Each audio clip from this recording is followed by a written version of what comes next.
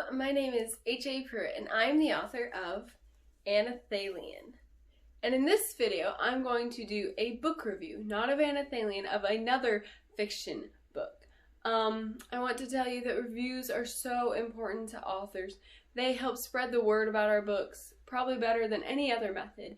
They tell readers that our books exist. They tell readers that our books are good, hopefully. And they bring up our books in the sales rankings, and that means a lot to us. So please do review books.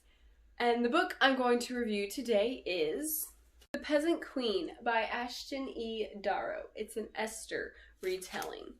I'm going to read you the first paragraph on the back of the book to tell you the summary. So, a king haunted by memories of his past, a young woman fighting against her future. Torn from her home and all that is familiar, Arabella of Caelrith finds herself as the unwilling bride of King Rowan of Acuniel. I think I'm saying that right.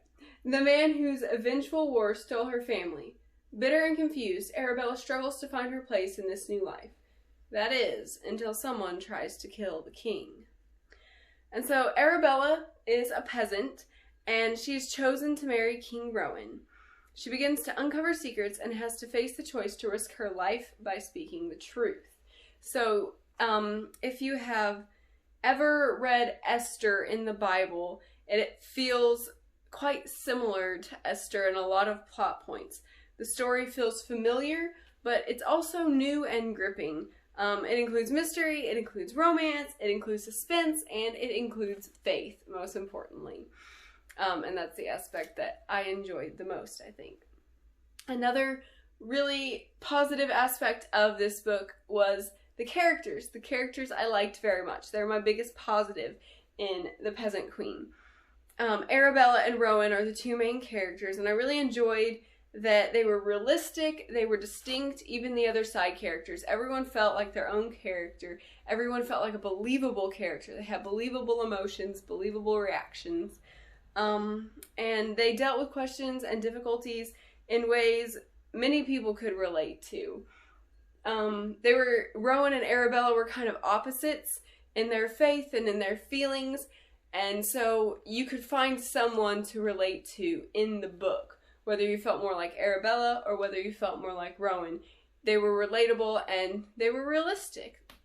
The story, I'm kind of torn on the story if I really liked it or if I didn't really like it. So I'll just kind of explain. The Esther retelling aspect contained such identical or such similar plot points, people, aspects to the Bible story Esther that it felt so familiar. I knew what was coming a lot of the time. I could predict what was happening. I knew who certain people were. I knew who the evil Haman was throughout the book. And so that kind of, when the book feels too familiar, it's just not as enjoyable as it could be. So the beginning was extremely familiar to me. And so I was kind of like, okay, I know what's going to happen. Is anything else going to happen? Is anything new, unique going to happen? It felt just a little bit too similar in the beginning. The other half of the book, so kind of the middle and the end, was original and exciting, especially the end. Even though I thought I knew what was going to happen, she redid it in a way, she retold it in a way that made me think, maybe I don't know what's going to happen. And she added to it, and so it was exciting. I don't want to tell you about the end, but I will tell you the end is exciting. The end was one of my favorite parts of the book. It was exciting, it was gripping, I didn't know what was going to happen, I was scared for the characters. Yeah, so the ending was really, really good. The beginning, like I said, it was familiar, but it was still enjoyable. It wasn't just like, oh, this isn't good. It was enjoyable. It was definitely enjoyable. And the end was enjoyable and not very familiar. So that was really fun. The middle was my least favorite part. The middle, I don't really want to say too much because I don't want to give away the plot, but it was a little too focused on the romance and it lost some of the believableness of the book. I couldn't put the book down through the first part and definitely through the last part, But the middle, I put it down for a day or two, and I didn't really want to go back because of a lot of books, when people go into the romance part, the characters kind of lose their personalities and kind of just get mushy, and it kind of went into that for a little bit in the middle, but it got better. So I was happy about that. It changed back and the characters got believable again. So the middle was my least favorite part, but the end, I mean, you gotta read to the end because the end's really good. The themes were also positives for me. I very much appreciated the theme of faith when trusting God is hard. And I began the book and I was like, okay, this is hard, but it's not that hard. And then the situation got harder and harder and harder and harder. And I was like, I would be a mess too if these things happened to me. I don't know what's going to happen. And trusting God was clearly very hard in this book. And so it really showed that when you trust God when life is hard, it turns out good. Again, I don't want to say too much, so I'll just say it turns out good. The characters encounter situations that make them wonder if God is still there, if he hears, if he cares, if he's left them. And the events that happen are genuinely difficult, but eventually the events show that everything does happen for a reason.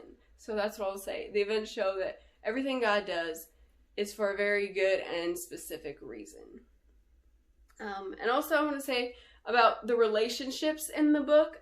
This was kind of a positive, negative thing too. The majority of the book, I felt the relationship between Arabella and Rowan was very realistic, very genuine. I don't want to say too much, but I most appreciated the part where their relationship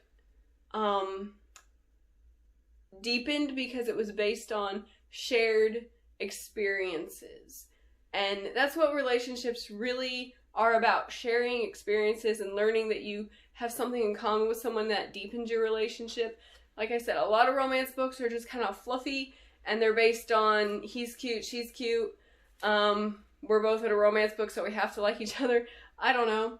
But the part where their relationship went deeper because they shared something was like the best part. Not the best part, maybe. Maybe it was, maybe it wasn't. I don't know. It was a really good part.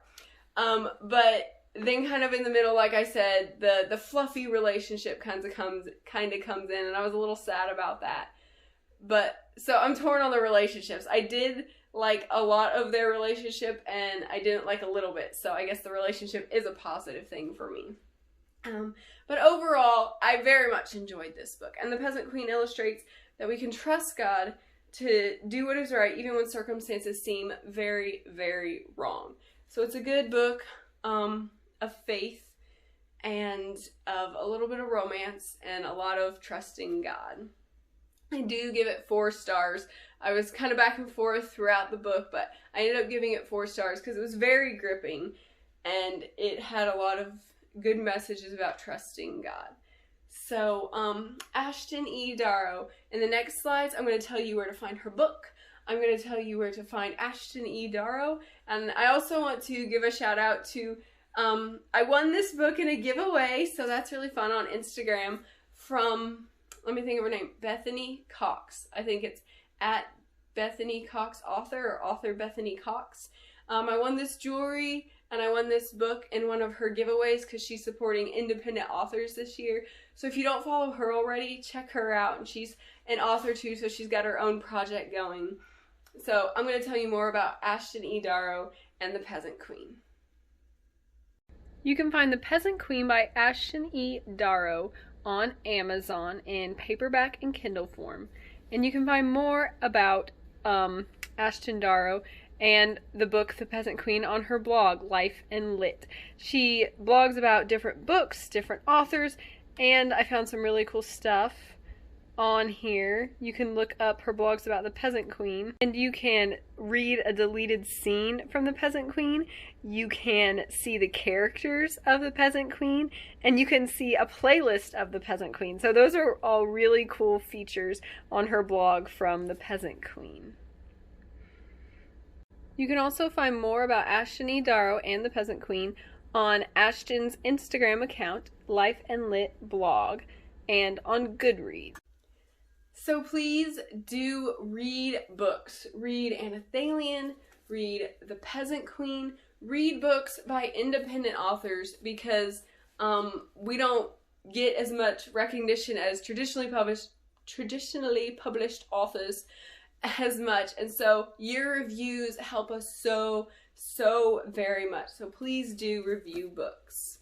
And also, please like this video if you liked it. Please comment on this video if you've read one of these books. If they sound exciting to you, tell me about that. Tell me a book you've read lately that you're excited about. Suggest a book for me to review. And please subscribe to my YouTube channel if you like book reviews, if you like learning about author stuff, if you like fantasy books. My book, Anathalion, is a fantasy book. Please subscribe to this YouTube channel and just enjoy all my different videos on it. So thank you very much for watching. Bye. If you want to know more about Anathalion or HAPruitt, please follow me on Instagram at HAPruitt. You can find me on Amazon as an Amazon author, HAPruitt. Please watch my YouTube channel and all my cool videos on my channel, HAPruitt Anathalion. You can find me on the Facebook page, HAPruitt Anathalion. You can follow me on Goodreads by the name HAPruitt and the book Anathalion, or you can go to my website where so much cool stuff about Anathalion is. The website is HAPruitt.com. Ah, hurts so much. Ow. Ow. My ears aren't really pierced. Now they are.